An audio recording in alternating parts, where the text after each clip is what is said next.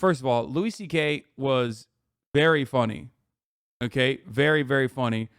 But before he got fucking canceled for understandable reasons, because he was like trying to fucking like jerk off to every young female comic that he had ever went on stage with indiscriminately. Okay, even before then, he had reached the peak of his career. I remember seeing him. I remember seeing him at what's the place in Inglewood, like the legendary it's like a stadium, I think. Yeah, the Forum. I saw him at the Forum, and it was so fucking bad. Like, he was so bad. This was before like all this shit popped off, and I was like, God damn, he is like. So this is your story about how you actually disliked Louis C.K. before he got canceled. No. I was no. I mean, of course, who wasn't a fan of Louis C.K.? I feel like he was like always. No, I mean Louis. I mean, it was very like. I think it was one of the things that I feel like his was one of the few cancellations where I feel like it caused, because remember, HBO pulled all of his stuff off the catalog. It was a big thing.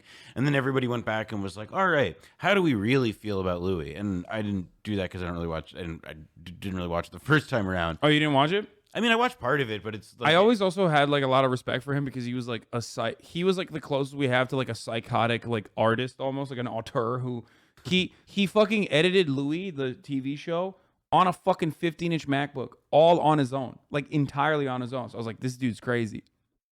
I think it was pretty funny. I mean, I think he was funny. I think to me, the like thing is that it's sort of, to me, what it feels like all this stuff is sort of done is put in question about like, all right, well, like one, why I guess was the like what the stuff that people found so funny and like his insights and being like an awkward middle-aged guy or whatever. Like his is like the canonical case of like, how do people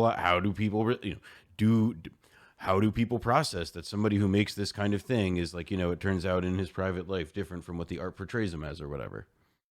But yeah, I mean, half the shit he joked about, he did in real life. Yeah, exactly. But that's like kind of that's really fucked up. I mean, that's like half of all novelists, though. It's like you want to separate the art from the artist, but like Louis C.K. certainly wasn't. You know what I mean? The Joe Rogan Experience. Like when you do stand up, the people who are in the audience have a fucking vote on my act. Like they actually have a direct. Oh no, leaning into the Warren Jeffs attire, not good. What's up with those glasses, my man? Jesus, you can't be it's like Terry Richardson kind of. Yeah, you can't be doing that, bro. If you got fucking canceled for being a sex pest, you can't come back with a sex pest looking fit. Like what the fuck, dude? What the fuck? That's a terrible choice, dude. Like fucking literally hire like a PR guy or something. What are you doing? Influence. I give a giant fuck about them. They paid money and they fucking traveled, parked a car, got a babysitter, and they're sitting shoulder to shoulder with strangers listening. So if I see a face that goes, I fucking see it, and it may not change my joke entirely, but there's a gland in me that takes all of that in, and you know what I mean, in the aggregate, and changes. And it's not about their acceptance. Sometimes it's about going to what upsets them and pushing past it. But they're involved, and Louis is still funny, and he's not canceled to me. Saying sorry and addressing the situation should fucking mean something, dude. And the guy makes rage shit. Wait, what? Bro, there's like things you can say sorry about. You know what I mean? You can be like, yeah, I said some fucked up shit 10 years ago. That's whatever. I did some fucked up shit even, you know what I mean? As long as you like, as long as you have shown, you've made amends, you've shown that you've changed, moved on. But like, like what he did was like a little bit above and beyond. Just yeah, like, there was he was a whole ass adult cranking off. Everyone who gets Mewtwo goes through a toaster that ages them rapidly. Related, it's why Dane Cook looks like Harvey Weinstein's Charmander. Dane Cook got Me Too'd, but like he literally was like, no, actually, I'm gonna put a ring on it. Yeah, that one was really. Although the Delia one is still the GOAT. Yeah, reaction video. Oh, Chris D'Elia. Oh yeah, when he's like, Snapchat, you can save messages. Yeah, that was crazy. As someone who isn't aware, what did Louis C.K. do? Louis C.K. basically he loved jerking off. It's like a power thing. It's kind of typical actually to like Harvey Weinstein's case as well, where like Harvey Weinstein had a fucked up dick. He had gangrene on his cock, so he like didn't really have a dick, but he loved jerking off in front of non-consenting women. And Louis C.K. was doing that as well. He was like, he loved jerking off on phone conversations, but he also loved masturbating. He also, he would flash women and then like make them stay while he jerked off.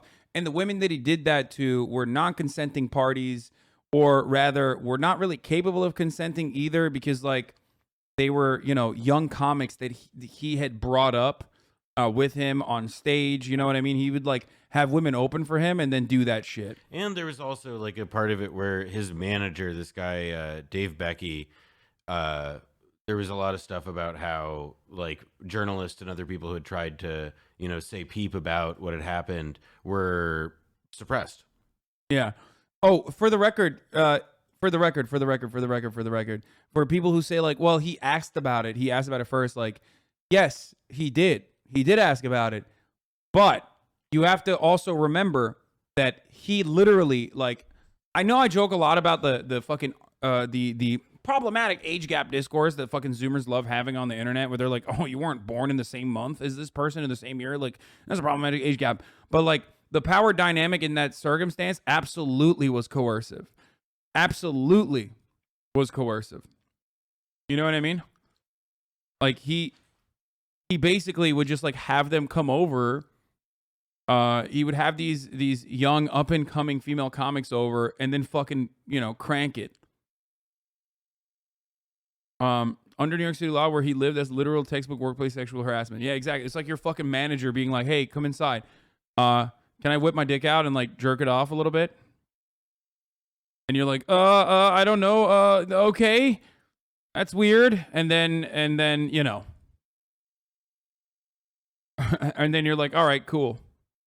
Boom. Have to keep that clean, that it's about me and them. Yeah. If I read something by somebody who didn't come to the show, who doesn't go to comedy shows, who's reacting to something that was written about a show, a person who wrote it to get clicks, somebody who's professionally disgruntled and says this was a bad show, and then somebody tweets, fuck that guy, and I'm letting that person out. For the record, he could be right about, you know, fucking his attitude. He could, because his cultural critique was like decent, regardless of him being a sex pest. Yeah, I will admit. Like, his cultural critique was always been, like, he was always relatively sharp until the forum thing, when I saw him there and I was like, damn, this dude sucks now. You know, I hated on Louis C.K. before it was cool, chat. But so he might actually have a sharp take on this that's good, that goes beyond like, I've been scorned by the mob. Right. Well, I mean, like, he's not a dumbass, and I think it's like pretty clear that, you know, he knows what, like, he's also, as a guy who has received probably more good press in his life than anybody else, you know, like in a similar position, like favorable New Yorker profiles and all this stuff. Like, he does know that like people are not on the internet necessarily, and even like, you know, quote unquote clickbait people are necessarily on the internet to be professionally disgruntled. It feels though like part of what he is what he's responding to, and I imagine is definitely part of his critique now, is that like, yeah, social media makes everybody progress professionally disgruntled, and that's how he's describing this hypothetical about how people respond to his work via Twitter or whatever. Yeah. Weigh the rights of my audience, it's irresponsible. So I don't even think you should. It's not about reading it and then resisting it. By the way, the people who are saying like cancel culture is real or whatever, like, didn't his album get put up for a fucking Grammy? Yeah, the comedy album that he self-released was put up for a Grammy. I've been meaning to listen to it. I keep forgetting to fucking watch it. Like he personally, because I want to see what he. He won the Grammy. He won? No shot. Of course. Jesus Christ. Even be aware of it. You should just stay. Fuck those people. If they're not there, right, they're not involved. I couldn't agree more. And I think that it's also, it'll change the way you do comedy if you take that, if you internalize that shit. Yeah. If you're picturing the jokes you're telling to this audience, going out into the world, and what are they going to say about it? And again, in a world that it's a sport to get upset. Yeah. It's a like the thing about this as a comedian in the like increasingly online age, he's not wrong about I can't believe I'm saying this because this is like such a bad look, but he's not wrong. Like the way you make jokes, because I tell my chat this all the time because they get like super fucking bent about comics and like their bits and whatever. And it's like, you have to understand that a lot of people, when they comedians can only get better by doing a certain by doing one thing, and that's it. And what that one thing is go out and try your material in as many fucking rooms as possible and see and read the room and see how they react to it. There's no other way to develop there's no other way to develop a stand-up set. You just can't do it. You have to go out and participate. And the issue in that situation is that when you are doing that, and some of your bits are going to be bad, especially if you're like diving into tricky territory, which, a lot of good comedians will always do, especially because like that kind of cultural commentary can be very sharp and very funny if he fucking nails it. But if it's bad, if it's off, if the delivery is not there, then it's all of a sudden really fucking bad, because the difference between like, a person not being able to deliver the adequate performance and a person being able to do so is like the difference between someone coming across as racist and someone coming across as very funny. You know what I mean? Context and nuance in that circumstance will greatly change the way that this joke is received. You might say dicey territory. Exactly. Dicey. So, George Carlin says comedy should always punch up, just bullying punch down. Fine. But even if you're punching up, if you don't nail the delivery, it might come across like you're punching down. So basically, if people watch you do that and they catch you slipping, they catch you testing out a material that's not going to be good, that you never intended to hit like a larger audience, and then they want to cancel you over it, then yeah, you don't understand how the art form works. And you're kind of like bringing it to a much larger audience and using it against people. This isn't just for Louis C.K., obviously, and it certainly does not pertain to Louis C.K.'s like sexual transgressions, his past as a sex pest. I'm specifically talking about comedy in general. So I think his analysis in that circumstance is adequate, even if he is the worst person to deliver that. On the It's Joe a Rogan soothing, experience. fun sport, and I have no problem with it. They can play that game together, and that's fine. But if you let it actually change, if you actually take it in, Right. it's not, and they don't mean it. None of these people mean it. It's Right. just a momentary, yeah, fuck him, and then they move on to something else. They're not invested in it. You said something to me once that I tell people all the time. You said that Twitter's just talk, but it's written down. So it like seems like it's more than just talk, because people always talk. Like, That's oh, right. that fucking sucked, or oh, he's a piece of shit. That's they, right. They say things like that normally. It's normal, but you're not aware of it. That's right. It's a normal thing that It's people even do. healthy Yeah. as Fuck's talk. that This is guy? something that my ex-girlfriend, who's very close to me still, Blanche Gardin, she's a French comedian. And she's very big in France. She's huge there. And she had a bit that I can't remember. It was in French, and I know, about that Twitter, that there used to be talk. And talk is air. It goes out. People say, that guy fucking sucks. Just to each other. Right. And it's gone. They don't have to mean it, But then it's committed to the Library of Congress. And the person who wrote it can't even take it back. Right. They're like, I got to stand behind that now. Yeah. And then they got to double down on it. And as comedians and entertainers, we're supposed to have these people just yapping about us. Yeah, fuck Joe Rogan. Somebody who's even a fan Yeah. might just to enjoy his beer for the moment. Right. Fuck him. Yeah. But then if you showed up there, you'd be like, oh my God, Joe Rogan, I fucking love it. But the fact that comedians are partly responsible because they're on Twitter. And they want to be liked there too. Yeah. And they want to be there overseeing the conversations, looking for somebody saying something bad about them and then Talking about me. responding. Are you fucking high? It's I mean, crazy. I do. It's there is kind of something he's doing conflated. That is like kind of worth noting, which is also that it's like the way he's describing that like people react to and like relate to relate to Twitter and stuff. Like the two things that just come to mind are the first that like one, I don't think that like. He's saying that like, yeah, this stuff is all written down, but like, as we all know, like content's worthless. Like it's like by its own, like a single tweet like that, you can ignore it, you can promote it, you could go nuts with it. But like, there's so much of it that so little has staying power. The problem is like that it's like made up of the environment.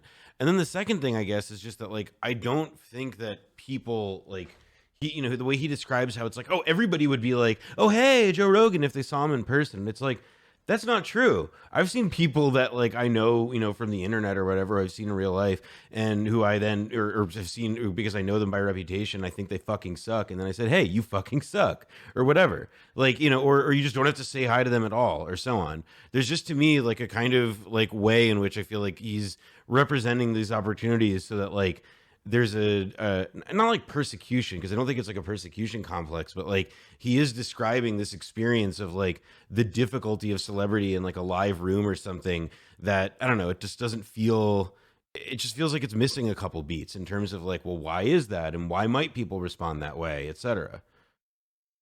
I think that, look, I'm a fan of redemption. Okay, I'm a big fan. And I think that the American draconian understanding of crime and punishment, I think, like, has totally made its way into our cultural consciousness and the way we interpret, like, even daily interactions from that same lens and that same framework.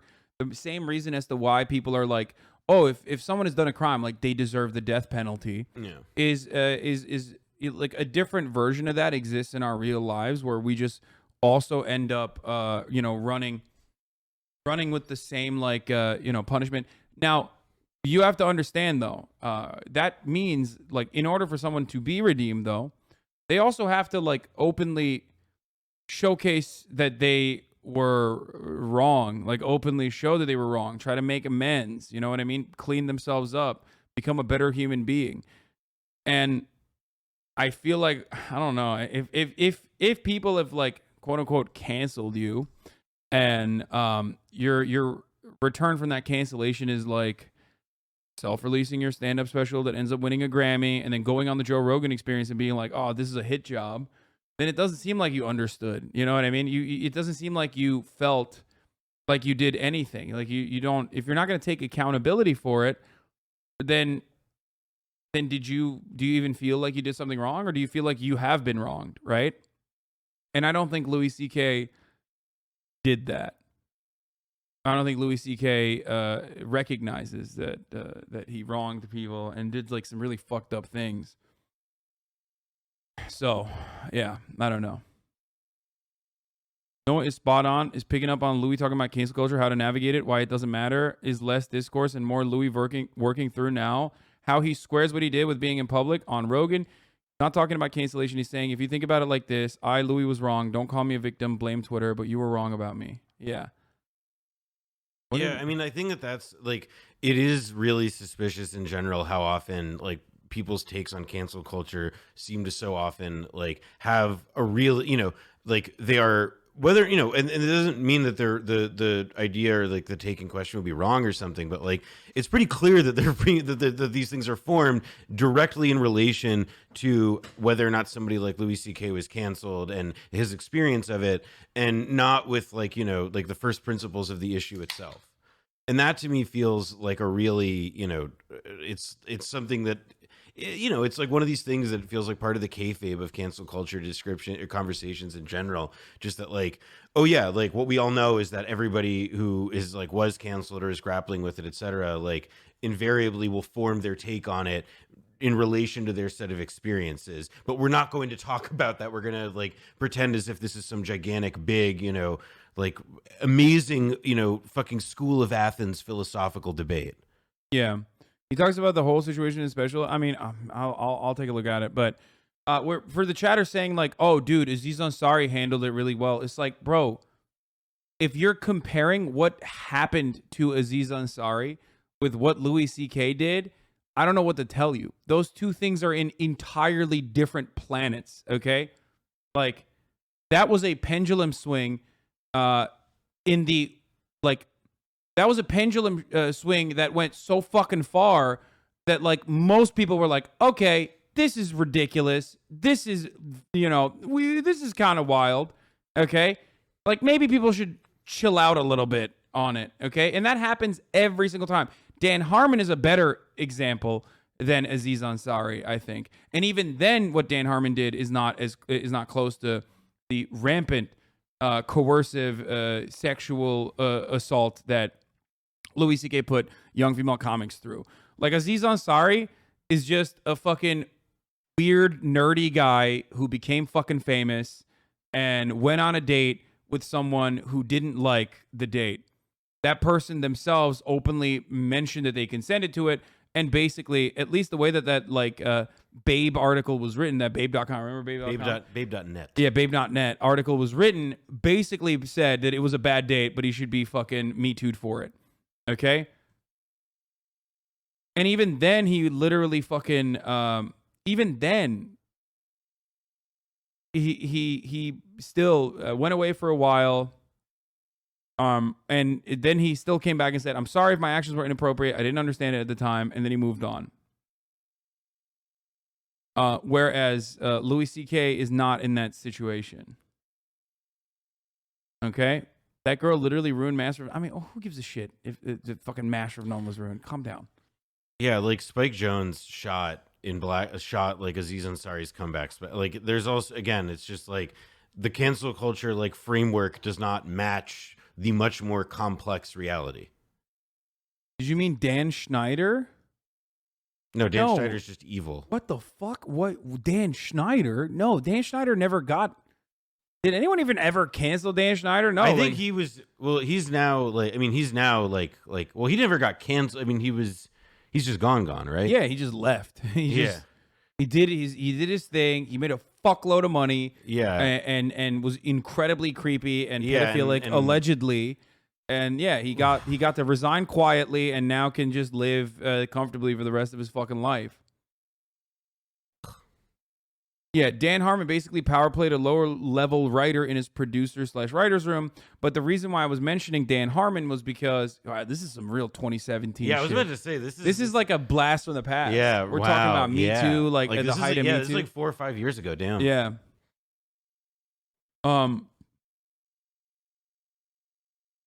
Babe.net hasn't posted since November 2020. Yeah, I know. It's not surprising. Everyone fucking shit on the article when it first came out. Anyway, yeah, Dan Harmon apologized. Like, Dan Harmon apologized, and I think it was like considered one of the most like adequate apologies.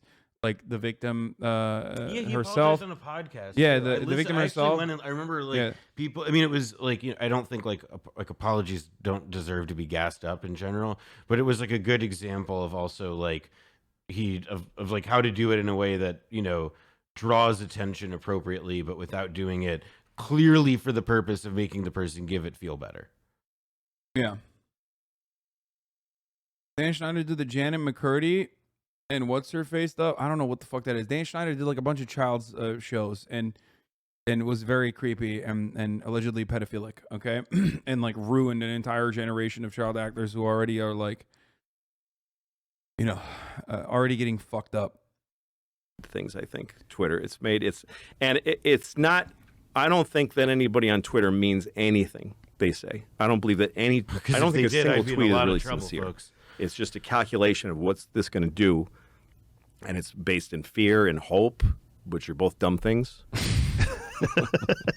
But it's not. I mean, there's truth to that too, which is a fucked up part. Like, one thing I talk about regularly on this broadcast, maybe it's because I'm so fucking fed up with internet, because I'm so on the internet all the time, because I'm so accessible.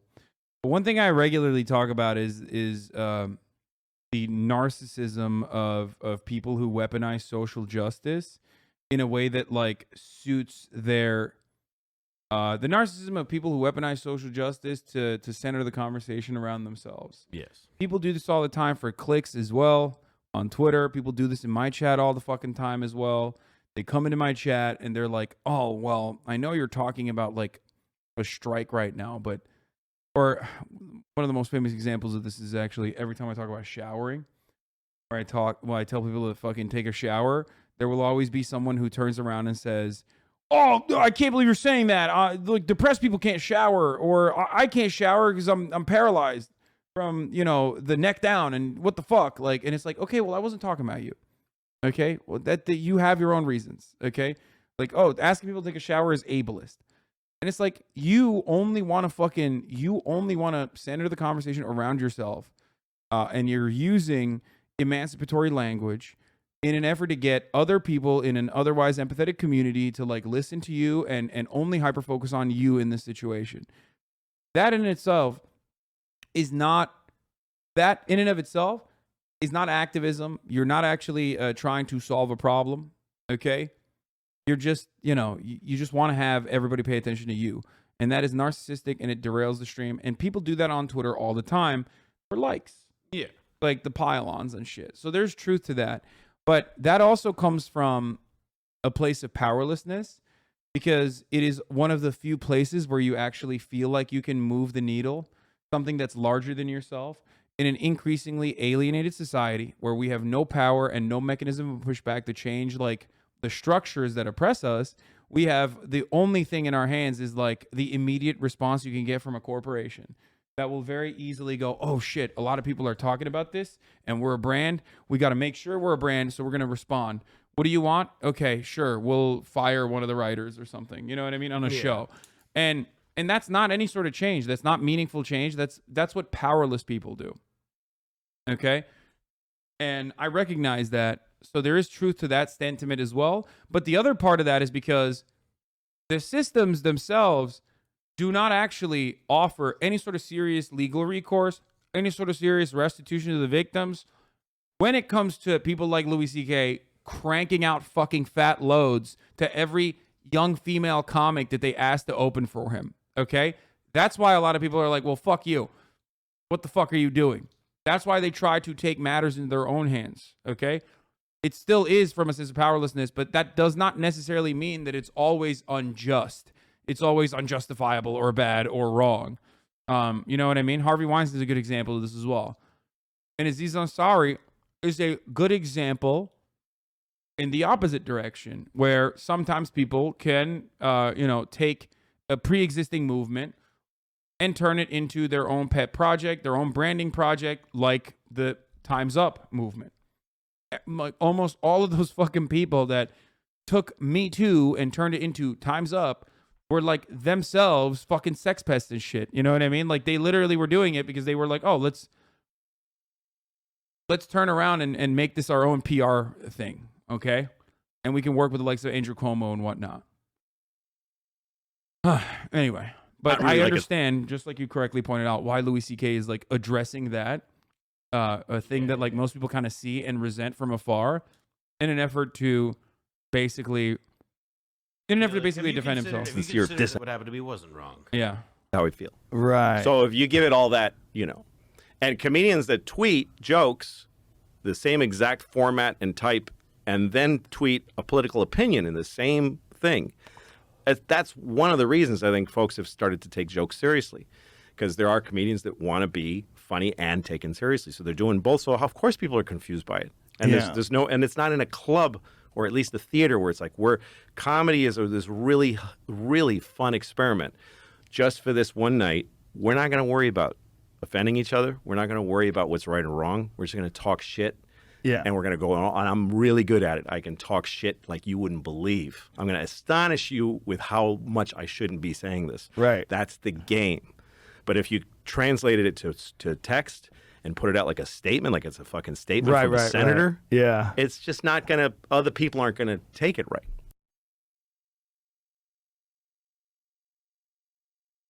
Yeah, he's not just good at talking shit. He's good at other stuff too. Let's see what he talks about with the independently Joe Rogan releasing 4th of July. experience. That's a true story, by the way, that I tell. What's wrong or what's right or wrong? Like you're jerking. Yeah. No, it's just jokes, bro. Approach is fine. If it wasn't him trying to use like, it's just jokes, bro, is adequate. If you're just talking about just jokes, it's just not adequate when you're talking about fucking, when you're talking about like what the underlying reason is. No one canceled him over just jokes. And he's like, oh, I'm just talking about Twitter. This is a conversation about Twitter. It's like, subtext is, mighty, mighty strong here. I wonder why a man like Louis C.K. might have come to this conclusion about it's just jokes. Yeah. Could you think of why? Yeah. I can't think of any reason why a guy like that, why it's just jokes may be helpful for him. Like sometimes it is just jokes, okay? This is not one of those times. No one was like, oh man, Louis C. except for me. I'm the only one who canceled him beforehand because I went to the forum and I was like, he's no longer funny. He's washed. I'm the only guy. Okay, I'm the only one. Who knew. I'm the only one who canceled him over having not great stand up that he once did. Okay, losing his finger on the pulse. Anyway, Well, I have a ex-girlfriend that when we first started dating, we've been together for like a few weeks, and it was like popping off. is We this love guy? each other. Oh my god! And she left her email open, and I searched my name, thinking I would find all these great things she's saying about me behind my back. stupid. It was really fucking doubt that. That's a doubtful reason. But Joe List, another comedian. Okay. bad. And there was like a chat, like a Gmail chat between her and her best friend. And she literally was like, I just met this guy. I think I'm in love with him. He's the funniest guy I've ever met. I'm not attracted to him, but I'm going to give it a shot. And I just read it. And then, like, you know, she comes home a few hours later and it's like, hey. And I'm like, Oh, hey. that's hard. And it's brutal. It still lingers, by the way. Was that pain the from end of that? it? Because I couldn't, first of all, I was like in love with her. You know who that is? And it wasn't a confidence. There was a Come Town bit for a while about Cruz and Joe List. And so I literally only know about him because Nick had a really funny joke about Cruz and Joe List. I have no idea who this is. He's just a comedian. I don't know if he's good or not. Boost. I was like, I can't go be single now, knowing I'm ugly. But it's like, the person who loved me the most in the world behind my back described me as unattractive. Horrible. I mean, Yeah, yeah, you kind of get what you deserve in that front. Like if you're just going through that, dude, that sometimes it's best not to let curiosity take hold. You know what I mean? It's just don't give in to that, brother. You just stay strong. Okay. If you're in the chat right now and that's like an opportunity you saw, don't do it. It's never good. Joel is the only guy in the room who I stand harder than the CK List is really on OD the Goats. He has a pod with Mark Norman. Okay, bro, this guy literally loves Louis CK and Joel. He's like, That's like fucking really great day to tap in. yeah. No, he's like, dude, please, fucking dude, you don't say anything bad about this. It's horrible. That's why I'm behind this mic as much as I can be right now. I'm hideous. It's horrible. We had that's why we had an easy time writing the movie too, because he has these stories. So he would just tell me stuff like that. And I know from experience what's going to work in a script. I've written them before, I've directed them before. So he would just tell me that, and I'm like, it's going in. That's got to be in here. We had to change the names, of course. It changed the names. But, Of course. But And so you're releasing it only on your website? yeah. You're not Well, going to put it out anywhere else afterwards? I mean, we'll see, you know. But right now, the best mouth to drink in the interest is the website. It just Yeah. comes right to us. We did Yeah. a big theatrical Yeah, run it was also, in the though. theaters for Did very well. for a month, and it was killing. Really? Yeah, it was like AMC theaters and Regal and a few theaters. What they do if they don't give you a full run, they just go, you can have every city for one night. Like at 7 o'clock on a Wednesday, we were in 70 screens across the country. Wow. And they all sold out and doubled. We were in a lot of cities. We were like in 3 theaters. Like I'm low-key surprised that Netflix won't buy this. Like, why not? They literally like they love Dave Chappelle. I mean, not that like Dave Chappelle's transphobia is like entirely different, but I mean, it does. It's also the like. I mean, it does show. I think he's also before he was ever canceled. It should be remembered. Like Louis C.K. was self-releasing and selling stuff. Like he made and produced his own show, Horace and Pete, and like they only did one series of it. And I think in his case, it's sort of like he's already had this infrastructure and all this, and like it. Like I mean, I imagine he's one of the few people for whom like doing this kind of independent route actually is way better. Like it ends up making more sense. wait, sorry. Like Someone in the chat said, you may have hit the nail on the head. Lewis is a trans ally. They're like, oh, dude, we heard your stand-up bit about HRT, and I'm sorry, that's not the direction we're going for here at Netflix. Netflix, we're having, we need new ideas. We're having problems here. Go. First idea. No idea is a bad one. Louis C.K. stand-up special? Yeah. I mean, that's like, I feel like that's on brand for Netflix. You know what I mean? But I guess, What? So, producing things people will love? yeah. Having good opinions. Having the right opinions. Yeah. Getting the right tastemakers in here. Giving like $200 million to an old dude who just won't shut the fuck up about how trans people suck. like the worst, are the worst. Yeah, it's like, Like when, Thor or when something. Netflix Holy does their specials that Dave Chappelle does when they come in. Do you think that they're like, like waiting, like, fuck, please, I hope it doesn't talk about trans people again. Just hope it's not. Of accurate. course, I feel that way. Like I was a huge Dave Chappelle fan, man. I mean, at this point, I've like assumed there's Chappelle 1 and Chappelle 2 in my mind, and Chappelle 1 is not. I still like. I have seen him test new material out at the Belly Room, like, and I went, and this was right after his stand-up special, like the last one, and I went there thinking, okay, like this has to be all new material, so like, let's see if he switches direction. Like, let's see if he actually, and it's gonna be his worst because it's like right after a special, so obviously it's all new material, and I thought, like, please. I hope that he's gonna not talk about like trans people, and he just got fucking hammered and was just smoking lung darts, screeching about fucking trans teenagers, dude, non-stop. It was so brutal. It was like, ugh. It was like that kind of disdain. You really went to a special? No, not even a special. It's worse than that. Fucking the Belly Room, I said, which is. Dave was testing out new material. Yeah, where he's like testing out new material. And it was like it was just like so sad to see this dude so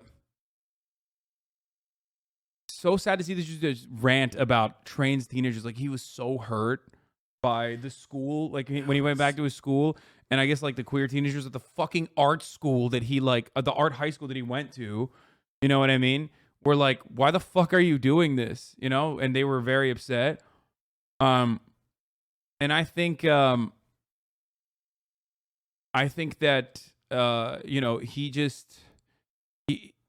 he has a really, really high sense of himself, right? He thinks that he is like, doing something that is righteous. Like I think he truly believes that in his mind he is doing he's following a righteous cause by like sticking it to the LGBT community who's had it far too good for far too long.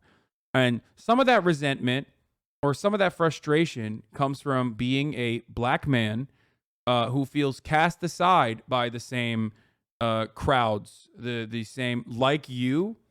Wait, me? Yeah, exactly like me. That's why I'm super transphobic and homophobic.